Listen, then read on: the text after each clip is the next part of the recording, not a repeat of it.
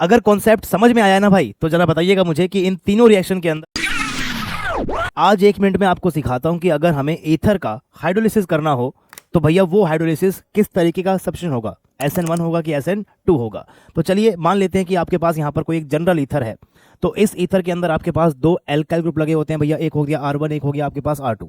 अब ध्यान से कंडीशन को सुनिएगा, अगर R1 या R2 है ना, यहाँ पर बीच में और लिखा हुआ है, इन दोनों में से अगर कोई भी आपके पास 2 डिग्री हुआ, कोई भी आपके पास 3 डिग्री हुआ, या फिर कोई भी आपके पास एलाइलिक हुआ, या फिर आपके पास बेंजाइलिक हुआ, तो उस केस के अंदर रिएक्शन 100% जाने वाली है भैया थ्रू SN1, क्योंकि एक स्टेबल कार्बोकैटायन आपके पास बनने वाला है। 2 डिग्री यहाँ पर SN1 देगा बिकॉज आप कर रहे हो हाइड्रोलाइसिस, और H2O एक वीक न्यूक्लियोफाइल होता है। चलिए, लेकिन अगर R1 और R2 दोनों की दोनों है ना, दोनों में से कोई भी आपके पास इनमें से नहीं होता है, अगर दोनों की दोनों 1 डिग्री होते हैं, तो उस केस में आपके पास रिएक्शन जाती है भैया SN2 के थ्रू। तो ये बात आप लोगों को जरूर ध्यान रखनी है। अगर कॉन्सेप्ट समझ में आया ना भाई, तो जरा बताइएगा मुझे कि इन तीनों रिएक्शन के अंदर आपके पास ये रिएक्शंस SN1 के थ्रू गई है या फिर SN2 के थ्रू गई है।